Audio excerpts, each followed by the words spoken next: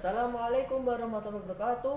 Perkenalkan, kami dari kelompok 10 kelas A Prodi Komunikasi dan Penyiaran Islam yang beranggotakan Saudara Tamliha, Brilian Haryat Tirulumpita, Wawan Gunawan, dan saya sendiri Faisal Ahmad Al-Azhar.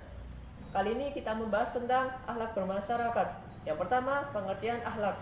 Secara bahasa, akhlak bahasa Arab adalah bentuk jamak dari khuluq yang berarti budi pekerti, perangai, tingkah laku atau tabiat. Berakar dari kata khalaqa yang berarti menciptakan, seakar dengan kata khaliq, pencipta. Makhluk yang diciptakan dan khaliq, penciptaan. Dengan asal tersebut, maka definisi akhlak adalah tata perilaku seseorang terhadap orang lain dan lingkungannya.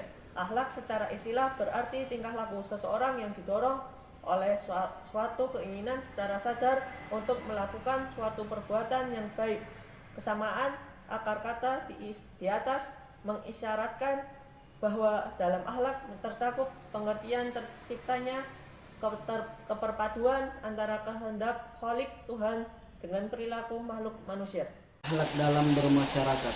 Akhlak kepada masyarakat adalah sifat yang tertanam dalam jiwa manusia yang dilakukan secara spontan tanpa pertimbangan terlebih dahulu dalam lingkungan atau kehidupan. Akhlak kepada masyarakat yaitu mempelajari tentang bagaimana kita bertingkah laku di masyarakat. Kita harus memperhatikan saudara kaum muslimin semuanya dan juga tetangga kita. Tetangga selalu ada ketika kita butuh bantuan, seperti yang diriwayatkan oleh Anas radhiyallahu anhu bahwa Rasulullah sallallahu alaihi wasallam bersabda, "Tidaklah beriman seseorang dari kalian hingga ia menyukai saudaranya sebagaimana ia menyukai dirinya sendiri."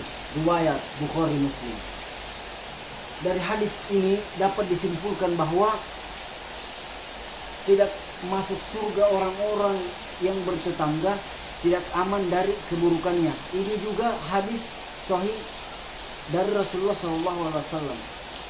Kehidupan di masyarakat pastilah akan menjumpai kegiatan silaturahmi orang yang berakhlak baik, biasanya senang dengan bertamu atau silaturahmi karena ini dapat menguatkan hubungan sesama muslim. Yang ketiga, perbuatan yang mencerminkan akhlak bermasyarakat. Berikut ini hal yang mencerminkan akhlak dalam masyarakat, yaitu 1. Bertamu dan menerima tamu. A. Bertamu adalah salah satu cara untuk menyambung tali persahabatan yang dianjurkan oleh Islam.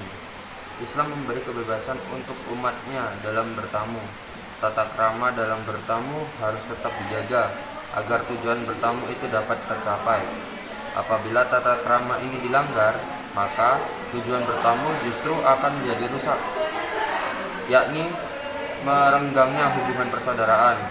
Cara bertamu yang baik menurut Islam antara lain sebagai berikut. 1. Pilihlah waktu yang tepat dan jangan terlalu lama. Islam telah memberi bimbingan dalam bertamu, yaitu jangan bertamu pada 3 waktu aurat. Yang dimaksud dengan 3 waktu aurat ialah sehabis zuhur, sesudah isya, dan sebelum subuh. Allah Subhanahu wa taala berfirman, artinya, hai orang-orang yang beriman, hendaklah budak-budak lelaki dan wanita yang kamu miliki dan orang-orang yang belum balik di antara kamu meminta izin kepada kamu 3 kali dalam satu hari, yaitu sebelum sembahyang subuh, sebelum sembahyang subuh, ketika kamu menanggalkan pakaian luar di tengah hari, dan sudah sembahyang isya. Itulah 3 aurat bagi kamu. Tidak ada dosa atasmu dan tidak pula atas mereka selain 3 waktu itu. Mereka melayani kamu sebagian kamu ada keperluan kepada sebagian yang lain. Demikian Allah menjelaskan ayat-ayat bagi kamu, dan Allah Maha mengetahui lagi Maha bijaksana. Quran surat An-Nur ayat 58. Yang ketiga, ketiga waktu tersebut dikatakan sebagai waktu aurat karena waktu-waktu itu biasanya digunakan lazimnya orang-orang beristirahat, hanya mengenakan pakaian yang sederhana karena panas misalnya, sehingga sebagian dari auratnya terbuka. Apabila budak atau anak-anak kecil saja diharuskan minta izin bila akan masuk ke kamar ayahnya atau ibunya, apalagi orang lain yang bertamu. Bertamu pada waktu-waktu tersebut tidak mustahil, justru akan menyusahkan tuan rumahnya yang hendak beristirahat karena terpaksa harus berpakaian rapi lagi untuk menerima kedatangan tamunya. Yang kedua, berpakaian yang rapi dan pantas. Bertamu dengan memakai pakaian yang pantas berarti menghormati tuan rumah dan dirinya sendiri. Tamu yang berpakaian rapi dan pantas akan lebih dihormati oleh tuan rumah. Demikian pula sebaliknya. Allah Subhanahu wa taala berfirman yang artinya, jika kamu berbuat baik berarti kamu berbuat baik bagi dirimu sendiri, dan jika kamu berbuat jahat maka kejahatan itu bagi dirimu sendiri. Quran surat Al-Isra ayat 7. Yang ketiga, memberi isyarat dan salam ketika datang. Sebelum memasuki rumah, yang bertamu hendaklah meminta izin kepada penghuni rumah dan setelah itu mengucapkan salam. Allah Subhanahu wa taala berfirman yang artinya, hai orang-orang yang beriman, janganlah kamu memasuki rumah yang bukan rumahmu sebelum meminta izin dan memberi salam kepada penghuninya. Yang demikian itu lebih baik bagimu agar kamu selalu ingat. Quran surat An-Nur ayat 27. Diriwayatkan bahwa Nabi SAW pernah bersabda yang artinya bahwasanya seorang laki-laki meminta izin ke rumah Nabi Muhammad SAW sedang beliau ada di dalam rumah. Katanya, bolehkah aku masuk? Nabi Muhammad SAW bersabda kepada pembantunya, temuilah orang itu dan ajarkan kepadanya minta izin dan katakan kepadanya agar ia mengucapkan assalamualaikum. Bolehkah aku masuk? Lelaki itu mendengar apa yang diajarkan Nabi, lalu ia berkata, assalamualaikum, bolehkah aku masuk? Nabi Muhammad SAW memberi izin kepadanya, maka masuklah ia. Hadis riwayat Abu Daud. Yang keempat, jangan mengintip ke dalam rumah. Rasulullah SAW bersabda yang artinya dari Abu Sahal bin Sa'ad, ia berkata, ada seorang lelaki mengintip dari sebuah lubang pintu rumah Rasulullah SAW dan pada waktu itu beliau sedang menyisir rambutnya. Maka Rasulullah SAW bersabda, jika aku tahu engkau mengintip, niscaya aku colok matamu. Sesungguhnya Allah memerintahkan untuk meminta izin itu karena untuk menjaga pandangan mata. Hadis riwayat Bukhari. Yang kelima, minta izin masuk maksimal sebanyak 3 kali. Jika telah 3 kali namun belum ada jawaban dari tuan rumah, hendaklah pulang dahulu dan datang pada lain kesempatan. Meminta izin kepada pemilik rumah dilakukan maksimal 3 kali. Itu memiliki sebab, diantaranya a. ketentuan pertama sebagai isyarat kepada pemilik rumah bahwa telah kedatangan tamu. Yang b. ketentuan kedua memberikan waktu untuk membereskan barang-barang yang mungkin berantakan dan menyiapkan segala sesuatu yang diperlukan. C. ketentuan ketiga, biasanya pemilik rumah sudah siap membuka pintu. Akan tetapi bisa saja pada waktu ketentuan kedua pemilik rumah sudah membuka pintu, tergantung situasi dan kondisi pemilik rumah. Namun bila pada ketentuan ketiga tetap tidak dibuka pintu, kemungkinan pemilik rumah tidak bersedia menerima tamu atau sedang tidak berada di rumah. Merujuk ke firman Allah Subhanahu wa taala yang artinya, jika kamu tidak menemui seorang di dalamnya, maka janganlah kamu masuk sebelum kamu mendapatkan izin. Dan jika dikatakan kepadamu, kembalilah saja, maka hendaklah kamu kembali. Itu lebih bersih bagimu dan Allah Maha mengampuni apa yang kamu kerjakan. Quran surat An-Nur ayat 24-28. Rasulullah SAW bersabda, jika seorang di antara kamu telah meminta izin 3 kali lalu tidak diizinkan, maka hendaklah dia kembali. Hadis riwayat Bukhari, Muslim. 6. Memperkenalkan diri sebelum masuk. Apabila tuan rumah belum tahu atau belum kenal, hendaknya kamu memperkenalkan diri secara jelas, terutama jika bertamu pada malam hari. Diriwayatkan dalam sebuah hadis yang artinya, dari Jabir radhiyallahu anhu, ia berkata, aku pernah datang kepada Rasulullah SAW, lalu aku mengetuk pintu rumah beliau. Nabi Muhammad SAW bertanya, siapa itu? Aku menjawab, saya. Beliau bersabda, saya. Seakan-akan beliau marah. Hadis riwayat Bukhari. Kata saya belum memberi kejelasan. Oleh sebab itu, tamu hendaklah menyebutkan nama dirinya secara jelas sehingga tuan rumah tidak ragu lagi untuk menerima kedatangannya. 7. Tamu lelaki dilarang masuk ke dalam rumah apabila tuan rumahnya seorang wanita. Dalam hal ini, perempuan yang berada di rumah sendirian hendaknya juga tidak memberi izin masuk tamunya, mempersilahkan tamu lelaki ke dalam rumah, sedangkan ia hanya seorang diri, sama halnya mengundang bahaya bagi dirinya sendiri. Oleh sebab itu, tamu cukup ditemui di luar saja. 8. Masuk dan duduk dengan sopan. Setelah tuan rumah mempersilahkan untuk masuk, hendaknya tamu masuk dan duduk dengan sopan di tempat duduk yang telah disediakan tamu. Hendaknya membatasi diri, tidak memandang kemana-mana secara bebas.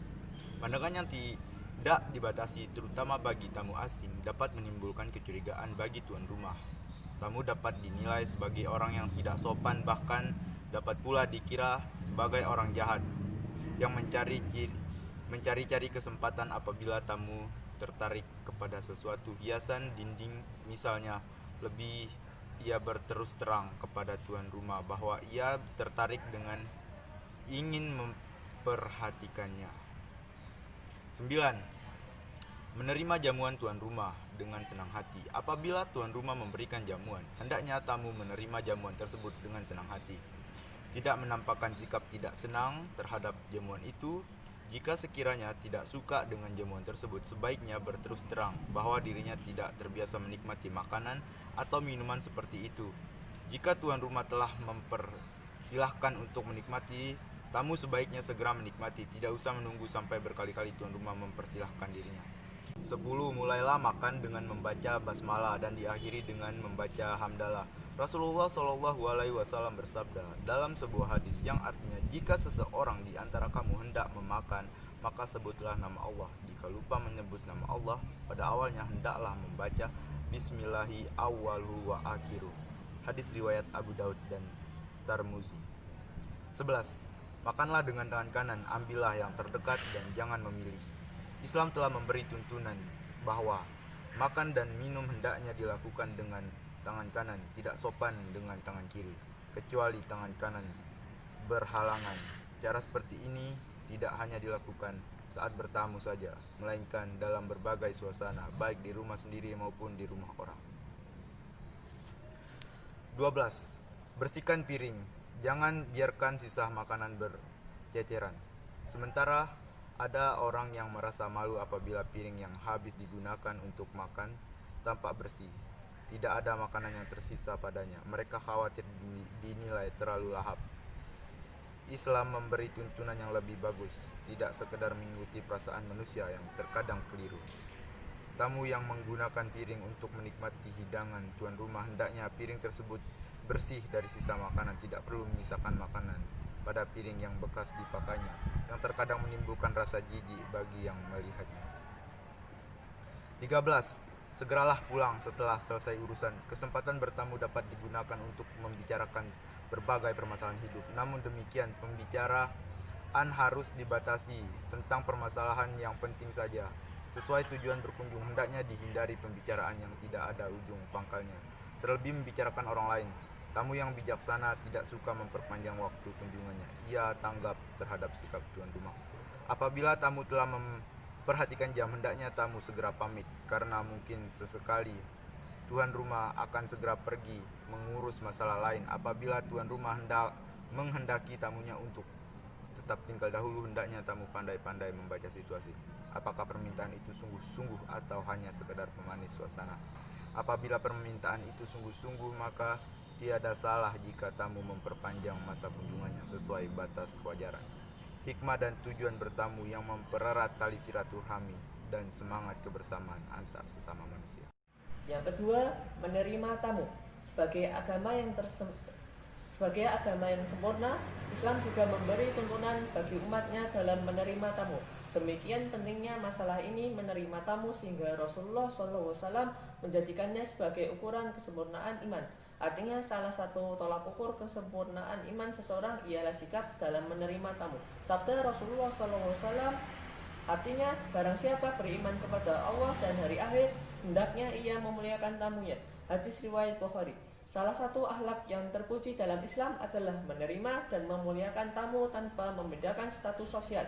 Rasulullah SAW bersabda, Barang siapa yang beriman kepada Allah dan hari akhir, hendaklah ia berkata baik atau diam. Barang siapa yang beriman kepada Allah dan hari akhir, hendaklah ia memuliakan tetangganya. Dan barang siapa yang beriman kepada Allah dan hari akhir, maka hendaklah ia memuliakan tamunya. Hadis riwayat Bukhari dan Muslim. Menjamu tamu itu hanya tiga hari.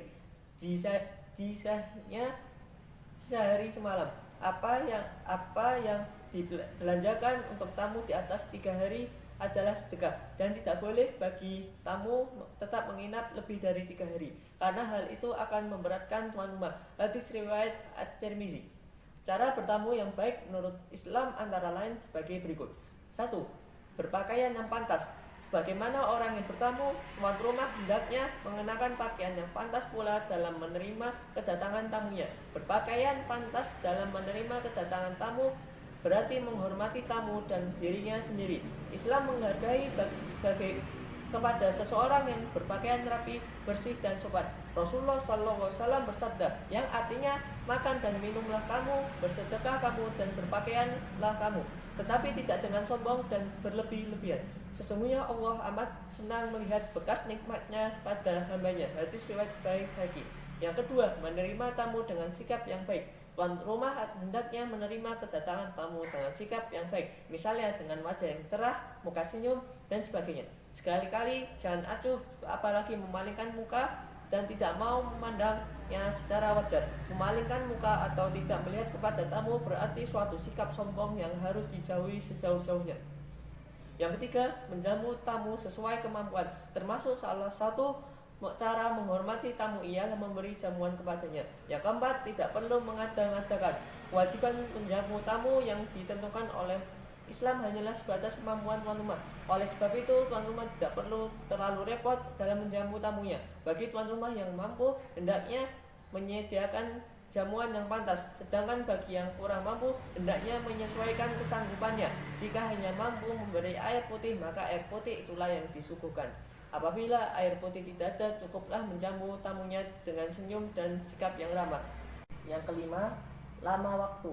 Sesuai dengan hak tamu, kewajiban memuliakan tamu adalah 3 hari, termasuk hari istimewanya. Selebihnya dari waktu itu adalah sedekah baginya.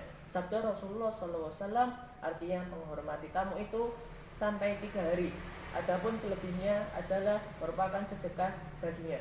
Hadis riwayat muttafaqun alaih. Yang keenam, antarkan sampai ke pintu halaman jika tamu pulang. Salah satu cara terpuji yang dapat menyenangkan tamu adalah apabila tuan rumah mengantarkan tamunya sampai ke pintu halaman.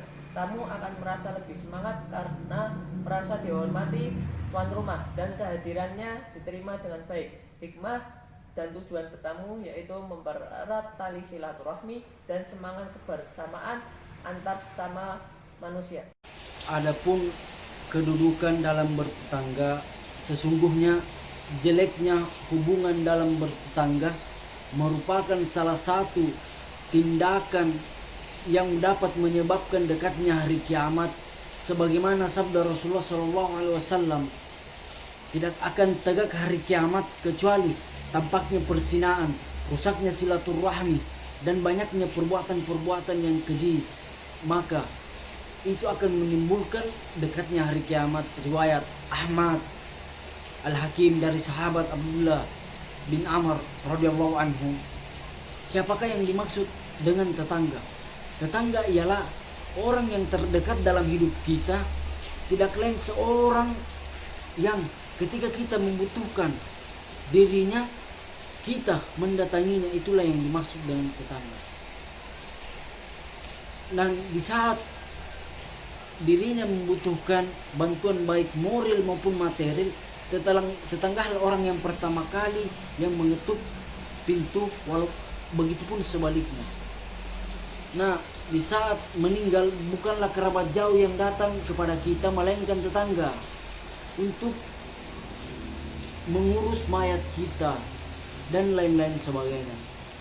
Sehingga dengan begitu mulia dan besar kedudukan tetangga.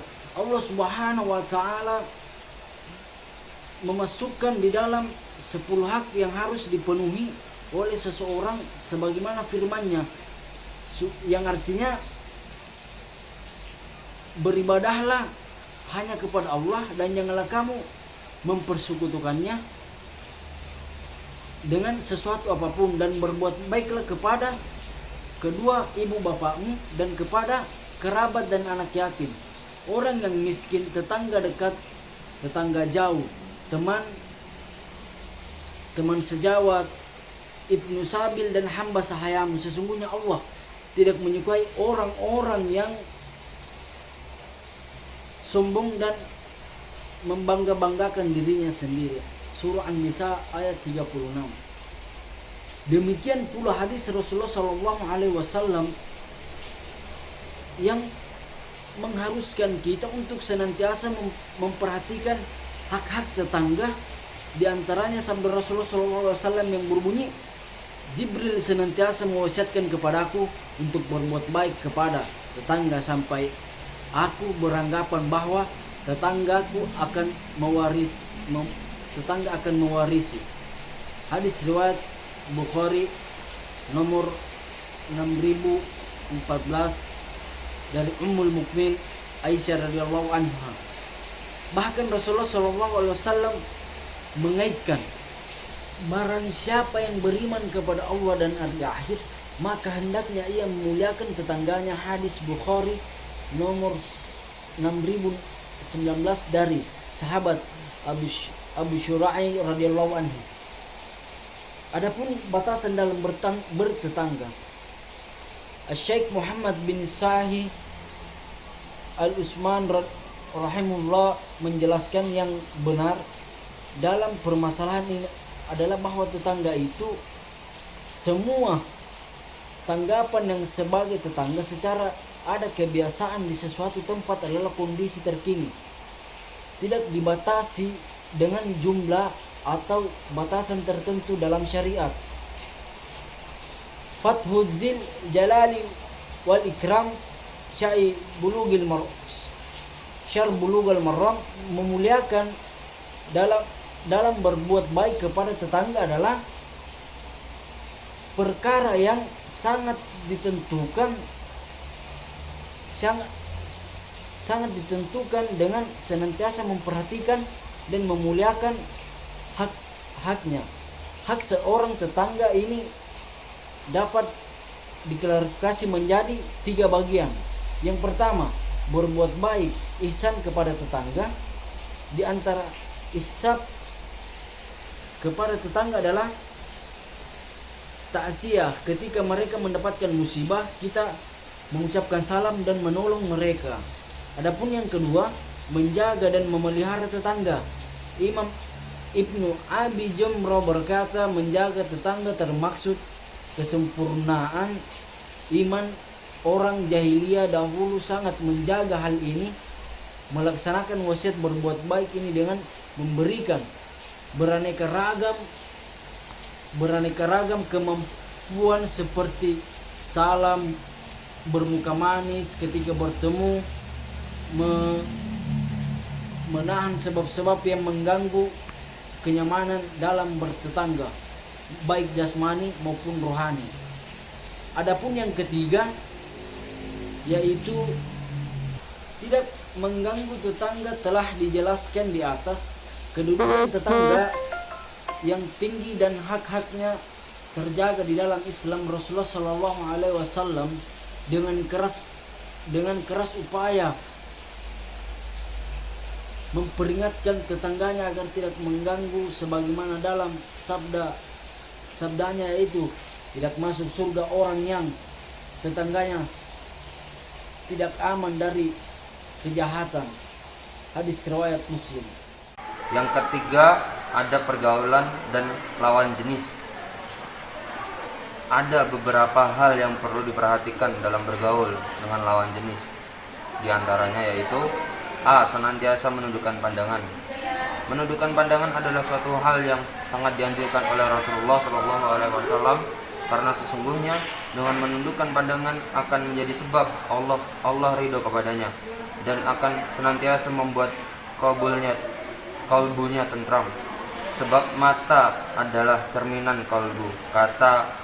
Katakan kepada orang laki-laki yang beriman hendaklah mereka menahan pandangan dan memelihara kemaluannya. Yang demikian itu adalah suci bagi mereka. An-Nur ayat 30.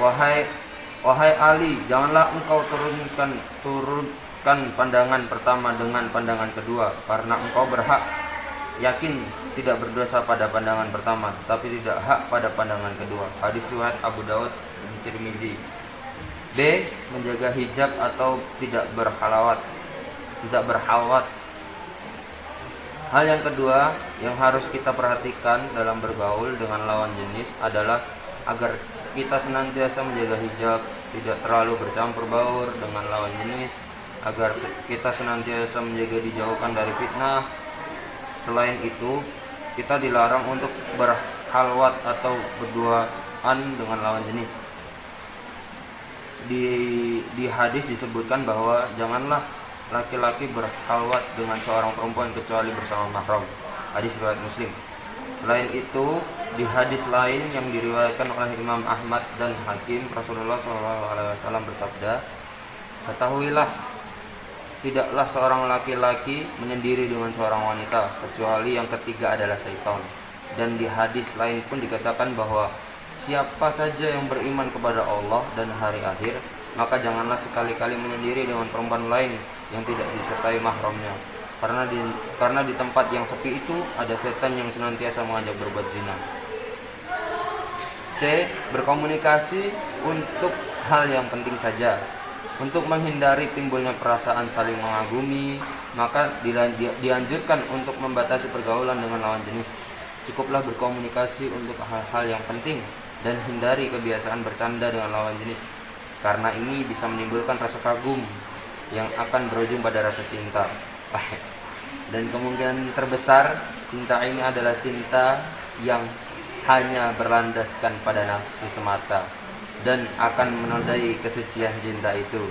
Oleh sebab itu, kita harus senantiasa bersikap warok dan bergaul dengan lawan jenis. Yang keempat, ukhuwah Islamiyah. Ukhuwah Islamiyah bisa diartikan sebagai persaudaraan di antara umat Islam, di mana persaudaraan di antara seorang muslim diibaratkan sebagai bangunan yang kokoh yang sedang menguatkan. Sebagai umat Islam, ada hal-hal yang harus ditunaikan antara sesama umat Islam sebagaimana yang dijelaskan Rasulullah SAW dalam sabdanya. Apabila engkau berjumpa dengannya, ucapkan salam. Apabila ia mengundangmu, penuhilah. Apabila dia meminta nasihat kepadamu, berilah nasihat. Apabila dia bersin dan mengucapkan alhamdulillah, ucapkanlah yarhamakallah. Apabila dia sakit, jenguklah, dan apabila dia meninggal dunia, antarkanlah jenazahnya. Hadis riwayat Bukhari, Muslim. Jadi ada 6 hak seorang muslim sebagaimana yang disebutkan dalam hadis di atas, yaitu A. Apabila engkau berjumpa dengannya, ucapkanlah salam. Dari Abu Hurairah, ia berkata bahwa Rasulullah SAW bersabda, "Kalian tidak akan masuk surga kecuali dengan beriman. Kalian tidak akan beriman kecuali dengan saling mencintai. Maukah kalian aku tunjukkan kepada sesuatu yang jika kalian lakukan, maka kalian akan saling mencintai? Sabarkanlah salam di antara kalian."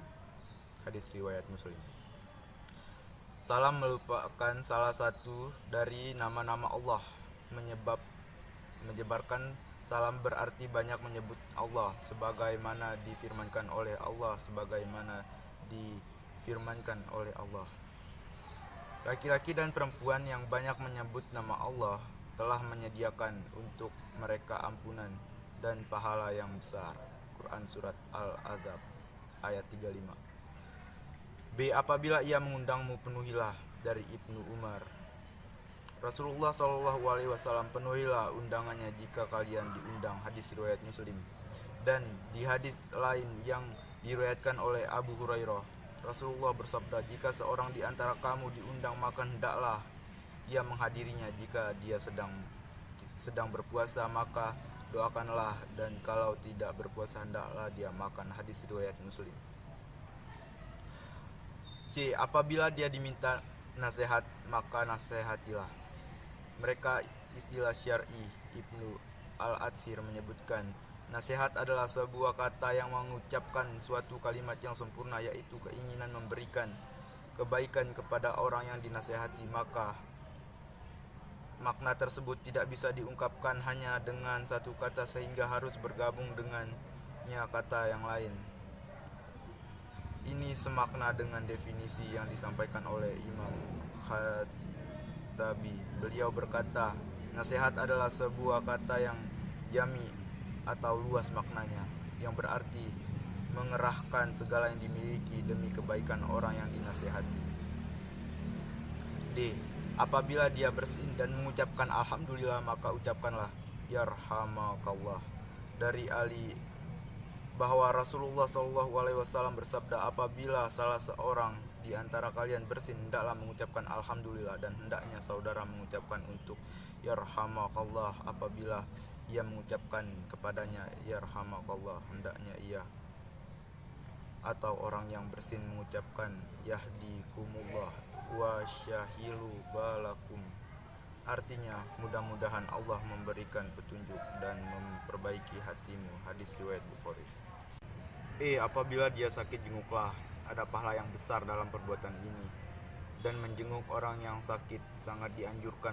Rasulullah bersabda, barang siapa yang menjenguk orang yang sakit, maka ia akan selalu berada dalam kebun surga. Orang-orang bertanya, wahai Rasulullah, apa yang dimaksud dengan kebun surga itu? Rasulullah menjawab, buah-buahnya. Hadis riwayat Muslim. F. Apabila dia meninggal dunia, antarkanlah jenazahnya.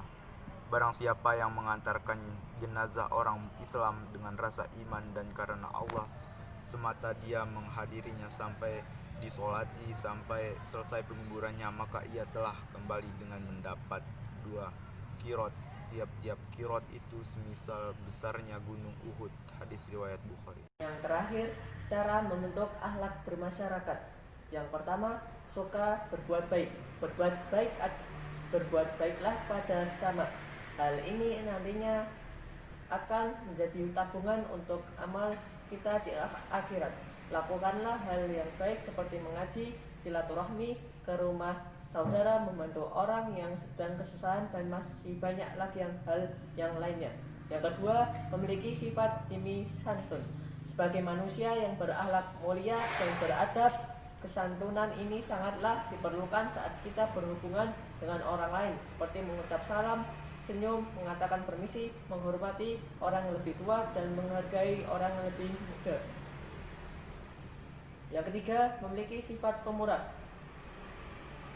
Sifat pemurah adalah sifat mahmudah yang dituntut oleh Islam. Pepatah ada yang mengatakan, tangan yang di atas lebih baik daripada tangan di bawah. Kata-kata ini begitu sinonim dengan sifat dermawan. Seseorang itu sifat pemurah ialah sifat yang berada di tengah-tengah antara bakhil dan boros. Islam sangat menganjurkan kepada penganut-penganutnya menjadi pemurah, bukan sekedar sanggup mengorbankan yang wajib saja. Mereka digalakkan bersedekah, menderma, memberi hadiah, mewakafkan harta seperti tanah, bangunan, dan lain-lain. Hasilnya kelak yang sedang maju akan bertambah maju, yang kurang maju akan menjadi maju, yang kurang dapat dicukupkan, yang koyak dapat ditambal, yang lemah dapat dikuatkan, yang tidak sempurna dapat disempurnakan. Yang keempat, memiliki manfaat.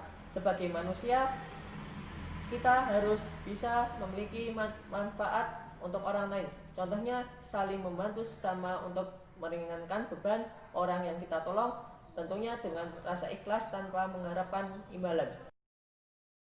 Yang bisa kami simpulkan yaitu akhlak kepada masyarakat adalah sifat yang tertanam dalam jiwa manusia yang dilakukan secara spontan tanpa pertimbangan terlebih dahulu dalam lingkungan atau kehidupan. Akhlak kepada masyarakat yaitu mempelajari tentang bagaimana cara kita bertingkah laku di masyarakat. Kita harus memperhatikan saudara-saudara kaum muslim semuanya, dan juga tetangga kita. Tetangga selalu ada ketika kita membutuhkan bantuan. Perbuatan yang mencerminkan akhlak bermasyarakat seperti bertamu dan menerima tamu. Ketika tetangga mengadakan acara atau mengundang, penuhilah undangannya. Jika di sekitar lingkungan ada yang bersin, dan maka ucapkanlah alhamdulillah. Juga mengucapkan yarhamukallah. Apabila ada yang sakit, maka jenguklah. Dan apabila dia meninggal dunia, antarkanlah jenazahnya. Mungkin itu yang bisa kami sampaikan. Kurang lebihnya kami mohon maaf. Wassalamualaikum warahmatullahi wabarakatuh.